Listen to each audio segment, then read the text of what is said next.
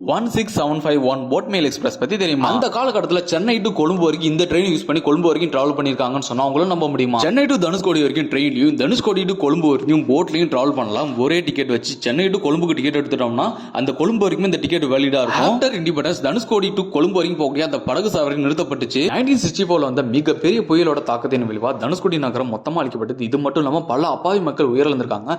இதனால தனுஷ்கோடி வரைக்கும் இயங்கிட்டு இருந்த ரயில் ராமேஸ்வரம் வரைக்கும் இந்த ட்ரெயின் வந்து இயக்க ஆரம்பிச்சாங்க. இந்த ட்ரெயினோட முதல் சர்வீஸ் 1914 தான் ஆரம்பிக்கப்பட்டிருக்கு. 2014 இந்த ட்ரெயின் தன்னோட 100 வயதை எட்டியதை கொண்டாடும் விதமா இந்த ட்ரெயினுக்கு 100 இயர்ஸ் ஆஃப் செலிப்ரேஷன் அந்த ஃபங்க்ஷன்லாம் கொண்டாடி இருக்காங்க. இந்த ட்ரெயினோட ரூட் பார்க்கும்போது சென்னை எகுமூர்ல இருந்து தாம்பரம், செங்கல்பட்டு, விழுப்புரம், கடலூர் போர்ட், சீர்காழி, சிதம்பரம், மயிலாடுதுறை, கும்பகோணம், தஞ்சாவூர், திருச்சி, புதுக்கோட்டை, காரைக்குடி, சிவகங்கை, மானாமதுரை, பரமக்குடி, ராமநாதபுரம், மண்டபம் வழியா ராமேஸ்வரம் ரீச் ஆகுது. 665 கிலோமீட்டர்ஸ் கூடிய ராமேஸ்வரம் ரீச் பண்றதுக்கு அந்த train எடுத்துக்கூடிய travelling hours 12 hours 30 minutes எடுத்துக்குது.